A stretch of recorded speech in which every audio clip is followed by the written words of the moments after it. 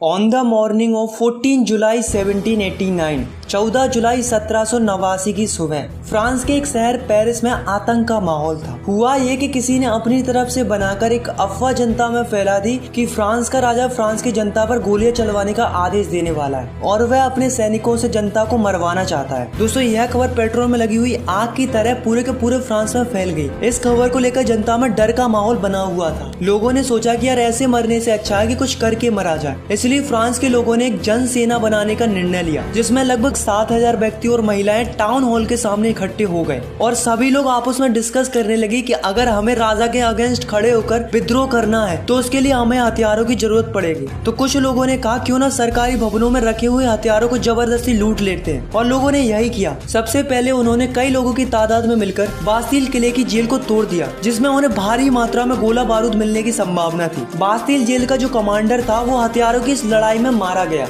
और वहाँ उस जेल के हथियारों के साथ साथ वहाँ के कैदियों को भी छुड़ा लिया गया। दोस्तों, वो बात अलग है कि वहाँ पर 7 ही कैदी थे और इन सब ने मिलकर बास्तील किले को गिरा दिया और साथ में उस किले की कीमती वस्तुओं को बाजार में बेच दिया। इन वस्तुओं को उन लोगों ने खरीदा जो इस घटना को अपनी यादों के रूप में सजाना चाहते थे। दोस्तों, ऐसा नहीं है कि इस घटना के बाद फिर कोई घटना नहीं हुई थी, बल्कि इसके बाद कई दिनों तक पेरिस तथा देश के देहाती इलाकों में कई सारी लड़ाइयाँ हुई हैं, जिसका रिजल्ट ये निकला कि जनता रोटी, कपड़ा और मकान की बढ़ती कीमतों का विरोध करने लगी। बाद में फ्रांस के राजा को गिलोटिन से सर काटकर मार दिया गया। तो दोस्तों, ऐसा क्यों हुआ और कैसे हुआ, चलिए जानते हैं इस वीडियो में।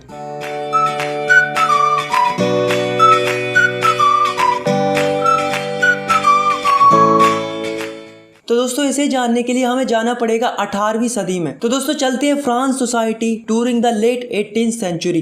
तो दोस्तों, ये बात है 1774 की, जब बूर्बो राजवंश का लुईस 16 नामक राजा राजगद्दी पर बैठा। जब उसकी उम्र मात्र 20 वर्ष की थी, उसका विवाह ऑस्ट्रेलिया की राजकुमारी मैरी एंटोनिएट से करवा दिया गया। बहुत दिनों से युद्धों के कारण उसके महल का खजाना खाली पड़ा हुआ था और बर्सेल के महल की शान शौकत बनाए रखने के लिए राजा को पैसे की जरूरत तो थी। और लुईस 16 के शासन काल में ब्रिटेन से अमेरिका की 13 कॉलोनीज को छुड़ाने के लिए मदद की थी, जिसके कारण फ्रांस के ऊपर 1 बिलियन लिब्रे से भी अधिक कर्ज हो चुका था और 2 बिलियन लिब्रों का कर्ज पहले से था। अब जो कर्जदार थे वो राजा से 10% इंटरेस्ट के साथ मांग करने लगे। इधर राजा के सामने कर्ज की चिंता, ऊपर से सेना का खर्च, राज दरबार का खर्च, सरकारी कार्यालयों का खर्च, विद्यालयों को चलाने का खर्च, इन सब की चिंताएं फ्रांस के राजा को सताने लगी। तो जो फ्रांस का राजा था लुईस 16, उसने क्या किया कि जो फ्रांस के लोगों के ऊपर टैक्स बढ़ा दिया। तो दोस्तों, 18th सेंचुरी में फ्रांस 3 स्टेट्स में बटा हुआ था। पहला स्टेट था क्लर्जी, मतलब वो लोग जो चर्च में काम करते थे। दूसरा स्टेट था नोबेलिटी, मतलब जिसमें राजा और राजा का परिवार आता था। और थर्ड था जिसमें बचे हुए सारे लोग आते थे, जैसे कि जो बड़े बड़े बिजनेसमैन थे, मर्चेंट्स थे, लॉयर थे, किसान थे, मजदूर थे। इस तरीके के लोग थर्ड स्टेट में आते थे। फ्रांस की पूरी जनसंख्या में से 90% किसान थे। तो इसका मतलब ये मत समझना कि इनके पास सबसे ज्यादा जमीन थी, बल्कि ये तो नाम के ही किसान थे। 60% जमीन तो फर्स्ट और सेकंड स्टेट के लोगों के पास थी, और जो थर्ड स्टेट था उसमें कुछ ही लोगों के पास जमीन होती थी जो कि काफी ज्यादा अमीर होते थे। अब दोस्तों, जो पहले और दूसरे स्टेट के लोग थे वो चैन से जी रहे थे, क्योंकि उन्हें कोई भी टैक्स पे नहीं करना पड़ता था। और दूसरी तरफ थर्ड स्टेट के लोगों को सारे के सारे टैक्सेस भरने पड़ते थे, जैसे कि जो टैक्स किसानों के द्वारा चर्च में जाता था उसे हम टिथ कहते थे। ये टैक्स फसल का 10वां हिस्सा होता था और इसे धार्मिक टैक्स भी कहा जाता था। और तो और दोस्तों, राजा ने रोजाना उपयोग में आने वाली सामग्री पर भी टैक्स स्टार्ट कर दिया था, जैसे कि तंबाकू, नमक। तो दोस्तों, इस प्रकार राजा ने महल के सारे खर्च जनता के ऊपर डाल दिए थे और राजा उनसे जबरदस्ती टैक्स वसूलने लगा। और उसे भरते कौन थे? मात्र थर्ड स्टेट के लोग। तो दोस्तों, 1715 में फ्रांस की पॉपुलेशन थी 2.3 करोड़ और 1789 में फ्रांस की पॉपुलेशन बढ़कर हो गई 2.8 करोड़। तो आप देख सकते हो कि जो फ्रांस की पॉपुलेशन थी वो कंटिन्यूअसली बढ़ती जा रही थी। अब आप खुद ही सोचो, अगर पॉपुलेशन बढ़ेगी तो उनकी डिमांड भी बढ़ेगी, क्योंकि फसल की पैदावार तो उतनी ही थी, मगर पॉपुलेशन के बढ़ते लोगों को ज्यादा फूड की रिक्वायरमेंट थी। इसलिए फ्रांस के लोग भूखे मरने लगे, उन्हें खाने के लिए स्ट्रगल करना पड़ता था। इसके चलते पूरे फ्रांस में महंगाई बढ़ गई, गरीब और गरीब होते गए और अमीर होते गए। ऐसा नहीं है दोस्तों कि लोगों ने इसका विरोध नहीं किया, बल्कि विरोध किया था, बल्कि काफी बड़ा रिवोल्ट किया था, पर वो उतना इफेक्टिव साबित नहीं हुआ, क्योंकि लोगों के पास तब ना पैसा था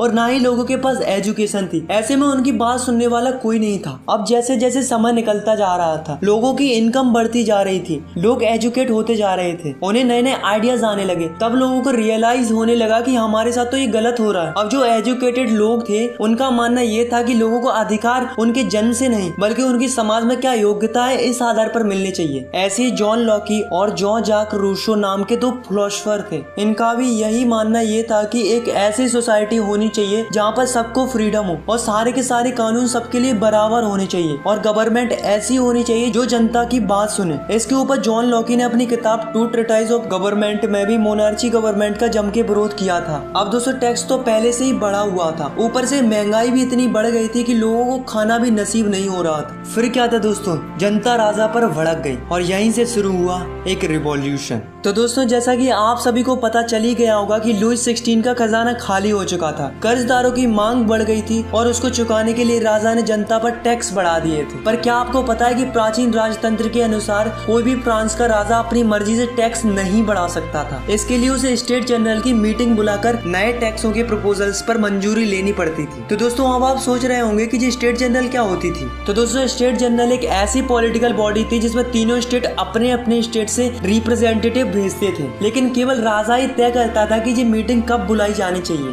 तो दोस्तों इसकी लास्ट मीटिंग 1614 में बुलाई गई थी, लेकिन फिर उसके बाद लुई 16 ने 5 मई 1789 को नए टैक्स बढ़ाने के लिए मीटिंग बुलाई, जिसमें फर्स्ट और सेकंड स्टेट ने 300 रिप्रेजेंटेटिव भेजे और जो थर्ड स्टेट था उसने 600 रिप्रेजेंटेटिव भेजे। अब दोस्तों इस सभा में किसानों तथा कारीगरों को अंदर जाने की परमिशन नहीं थी। तो दोस्तों इन्होंने क्या किया कि 4000 पत्रों में अपनी शिकायतें और मांगे लिखकर असेंबली में भेज दी। लेकिन दोस्तों असेंबली के अकॉर्डिंग हर एक स्टेट को केवल एक एक वोट डालने का ही अधिकार था। पर अब की बार क्या हुआ कि जो थर्ड स्टेट के लोग थे उन्हें ये मंजूर नहीं था, क्योंकि वो चाहते थे कि पूरी की पूरी असेंबली वोटिंग करे, केवल 3 ही वोट पर फैसला नहीं दिया जाना चाहिए। लेकिन जो लुई 16 था उसे ये प्रस्ताव स्वीकार नहीं था। राजा ने इस थर्ड स्टेट के प्रपोजल को नहीं माना, जिसके कारण क्या हुआ कि जो थर्ड स्टेट के लोग थे वो निराश होकर असेंबली के बाहर चले गए और यही सभी लोग 20 जून को वर्साई के इंडोर टेनिस कोर्ट में जमा हुए। इन सब लोगों ने मिलकर एक डिसीजन लिया कि जब तक हम एक ऐसा कॉन्स्टिट्यूशन नहीं बना लेते जिसमें राजा के पास कम पावर हो, तब तक हम सब लोग मिलकर स्ट्रगल करते रहेंगे और राजा के खिलाफ लड़ते रहेंगे। उन्होंने अपने आप को एक नेशनल असेंबली घोषित कर लिया था। दोस्तों उस असेंबली के 2 लीडर बनाए गए, पहला था मिराबियू और दूसरा था एबेशियस। इन दोनों ने असेंबली को लीड किया। दूसरी तरफ फ्रांस में कड़ाके की ठंड पड़ रही थी, जिसके कारण क्या हुआ कि फ्रांस की जो अधिकतम फसल थी वो मारी गई। लोगों में भुखमरी इतनी बढ़ गई थी कि औरतों ने जबरदस्ती खाने पीने की चीजों को दुकानदारों से छीन लिया। यह देखकर राजा ने सेना को आदेश दे दिया कि तुम शहर में प्रवेश करो। जैसे ही सेना ने शहर में प्रवेश किया तो लोगों में हड़कंप मच गया।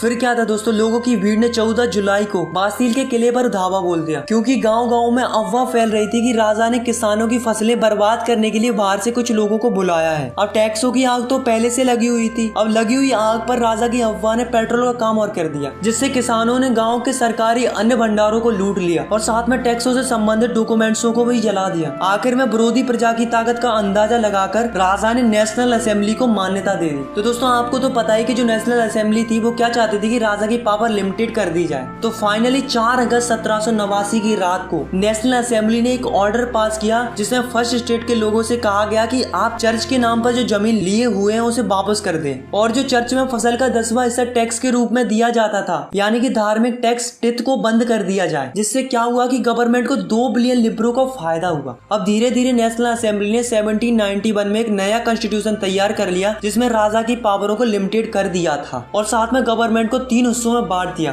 First legislative, second executive, third judiciary. पहली वो होती है जो कानून बनाती है, दूसरी वो होती है जो ये देखती है कि जो ये रूल्स बने हैं वो फॉलो हो रहे हैं या नहीं हो रहे हैं, और तीसरी वो होती है अगर कोई रूल्स फॉलो ना करे तो उसे सजा देने का काम कौन करती है? जुडिशरी करती है। अब दोस्तों देखते हैं कि 1791 में जो नया कॉन्स्टिट्यूशन बना था वो कैसा था। तो जो फ्रांस की टोटल पॉपुलेशन थी वो थी 28 मिलियन। उसमें से 4 मिलियन लोग ही ऐसे थे जो वोट डाल सकते थे और जिन्हें फ्रांस के लोग एक्टिव सिटीजन्स कहते थे। इसके अंदर वो लोग आते थे जो कि मेल हो और उनकी उम्र 25 साल से ज्यादा हो और जो गवर्नमेंट का टैक्स भी भरते हो, और 3 मिलियन लोग ऐसे थे जिन्हें फ्रांस में पैसिव सिटीजन्स कहते थे, जो कि वोट नहीं डाल सकते थे, जैसे कि बच्चे, औरतें, और वो लोग आते थे जिनकी उम्र 25 साल से कम हो। हो। अब जो एक्टिव सिटीजन थे वो वोट डालकर एक जज चुनते थे और साथ में 50,000 इलेक्टर्स चुनते थे। अब जो 50,000 इलेक्टर्स थे उन्हीं में से 745 मेंबर नेशनल असेंबली के लिए बनते थे और जो 745 मेंबर थे वही राजा पर कंट्रोल रखते थे। अब राजा के पास केवल एक ही पावर थी, वो थी वीटो पावर, जिसका मतलब होता है कि राजा की मर्जी के बगैर कुछ नहीं होगा। और जो नेशनल असेंबली थी वही मंत्रियों को कंट्रोल भी करती थी। तो ये जो कॉन्स्टिट्यूशन बना था इसके अकॉर्डिंग लोगों को कई सारे अधिकार मिले, जैसे कि right to life, freedom of speech, freedom of opinion and equality before law.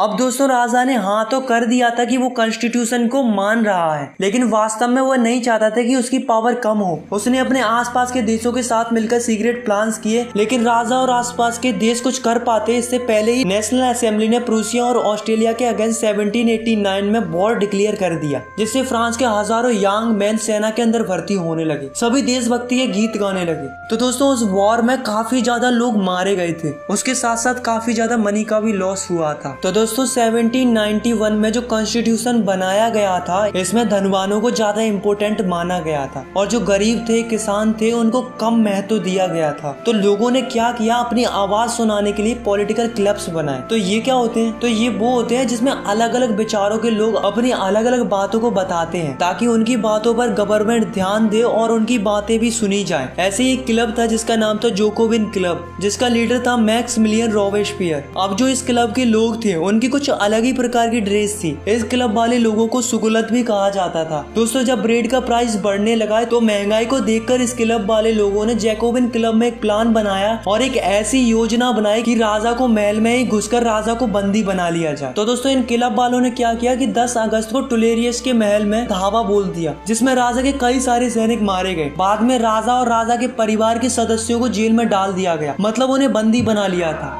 और फिर नेशनल असेंबली ने चुनाव कराए। फाइनली 21 सितंबर 1792 को राजाशाही राजतंत्र का अंत कर दिया गया और फिर मोनार्ची सिस्टम खत्म हुआ और एक नया रिपब्लिक सिस्टम यानी कि वोट डालने का सिलसिला शुरू हुआ। अब जो फ्रांस था वो एक रिपब्लिक कंट्री बन चुका था और जो लुई 16 था जो बंदी बना लिया गया था उसे राजद्रोह के आरोप में मौत की सजा सुना दी गई। फाइनली 21 जनवरी 1793 को प्लेस दी कॉन्कार्ड में राजा को ग्लोटीन से सर काट कर मार दिया गया और सबको वोट डालने का अधिकार मिल गया। अब जो जोकोविन क्लब की जो सरकार थी यानी कि रोबेस्पियर की सरकार, वो क्या करने लगी कि फ्रांस में जो भी गणतंत्र के खिलाफ होता, चाहे वह उसकी स्वयं की पार्टी का ही क्यों ना हो, उसे जेल में डालकर मुकदमा चलाया जाता था और दोषी पाए जाने पर गिलोटिन पर चढ़ाकर उसका सर कलम कर दिया जाता था। पर जो जैकोबिन क्लब था उसने कम काबिल तारीफ किया था, वो थी एबोलिशन ऑफ स्लेवरी। तो ये स्लेवरी क्या थी? तो दोस्तों फ्रांस की जो कॉलोनी थी कैरिबियन में, Martinique, Guadeloupe and San Domingo, तो यहाँ से क्या होता कि कई सारी चीजें इंपोर्ट होकर फ्रांस के अंदर आती थी, जैसे कि तंबाकू, इंडिगो, शुगर, कॉफी। तो इस तरीके की चीजें यहाँ से फ्रांस के अंदर आती थी। पर प्रॉब्लम क्या थी कि इन चीजों को बनाने के लिए वहाँ पर कई सारी लेबर्स की जरूरत पड़ती थी और यहाँ से काम करने के लिए वहाँ जाने के लिए कोई तैयारी नहीं था। तो इसके लिए जो फ्रांस के ट्रेडर्स होते थे वो क्या करते थे, पहले तो ट्रेडर्स फ्रांस से निकलते थे और अफ्रीकन कोस्ट तक जाते थे और फिर वहाँ से लोगों को खरीदा जाता था और उन्हें हाथों में हथकड़ियां डालकर अटलांटिक महासागर से होकर करेबियाई देशों तक ले जाया जाता था। वहाँ पर उनसे जबरदस्ती काम कराया जाता था।